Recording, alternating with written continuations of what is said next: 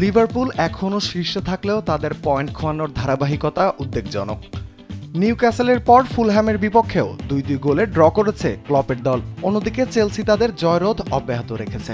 সবশেষ ব্রেন্টফোর্ডকে হারিয়ে পয়েন্ট তালিকার দ্বিতীয় স্থানে উঠে এসেছে চেলসি। মাত্র ২ পয়েন্টের ব্যবধান রেখে চেলসি শিরোপার লড়াইয়ে লিভারপুলের ঘাড়ে নিঃশ্বাস ফেলছে। এদিকে দুর্দশা কাটছে না পেপ গার্দিওলার ম্যান সিটির। ডার্বিতে ৮৭ মিনিট পর্যন্ত এগিয়ে থেকেও হার মানতে হয়েছে ম্যানচেস্টার ইউনাইটেডের কাছে। সিটির এই হার তাদের অবস্থানকে আরও নড়বড়ে করেছে। পয়েন্ট তালিকায় পঞ্চম স্থানে নেমে গেছে সিটি। লা লিগায় বার্সেলোনার ব্যর্থতার সময় যেন কাটছেই না। লেগানেসের কাছে ১-০ গোলের পরাজয় তাদের জন্য আরও চাপ বাড়িয়েছে। অন্যদিকে আতলেতিকো মাদ্রিদ টানা ষষ্ঠ জয় তুলে নিয়ে বার্সার সমান ৩৮ পয়েন্টে দাঁড়িয়ে আছে। অপরদিকে রিয়াল মাদ্রিদ রায়ো ভায়েকানোর সঙ্গে ৩-৩ গোলে ড্র করে শীর্ষে ওঠার সুযোগ হারিয়েছে।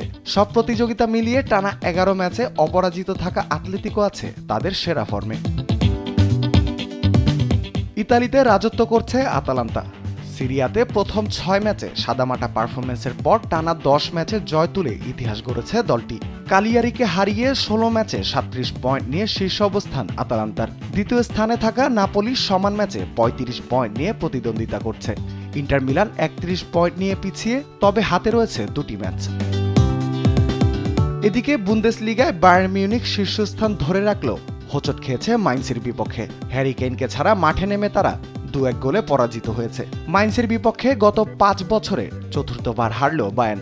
১৪ ম্যাচে ৩৩ পয়েন্ট নিয়েও ৪ পয়েন্টের ব্যবধানে বায়ার লেভারকুসেন তাদের ঘাড়ে নিঃশ্বাস ফেলছে।